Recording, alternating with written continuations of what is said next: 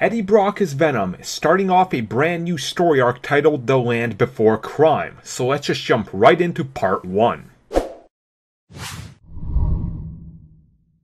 So after the events of Venom 150, we saw Eddie Brock and the symbiote unwillingly kill the priest that was helping him. How will Eddie cope with this? Unfortunately, we're going to have to wait just a second to catch up with that, as the comic opens up with a bunch of amateur filmmakers trying to shoot a scary movie down in a bunch of rubble under New York. And unfortunately for them, they'll never get to finish their project, as they hear some sort of crazy noise in the distance that happens to just jump out at them, presumably murdering them. Over in the hospital, we see that Eddie Brock did not end up killing the priest, he was just badly hurt. And he is having an inner discussion with himself, but not just that, with the symbiote who is now once again a part of him. As he's walking through the hospital, Eddie Brock hears someone screaming out loud saying that his friends were torn into pieces. This just so happens to be one of the people that was actually recording the student film at the beginning of the comic.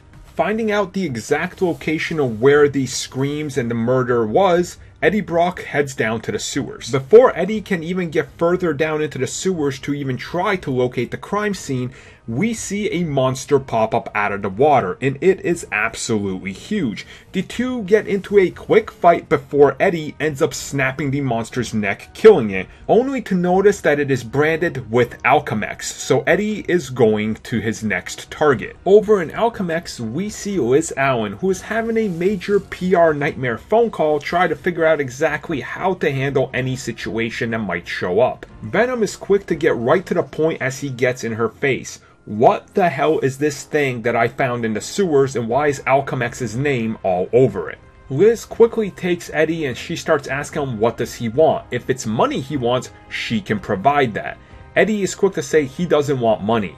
He wants her help. Liz is quick to call up one of her co-workers who is going to examine the symbiote and figure out what exactly is going on. Liz then takes Eddie to explain to him what exactly the thing he fought was and what they've been doing.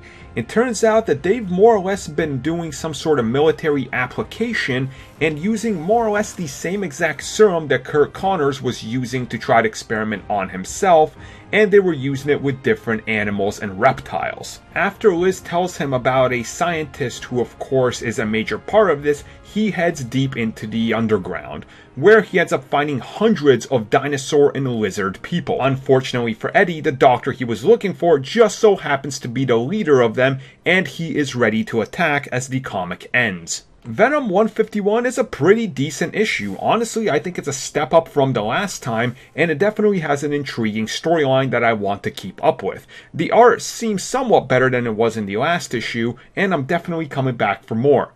8 out of 10.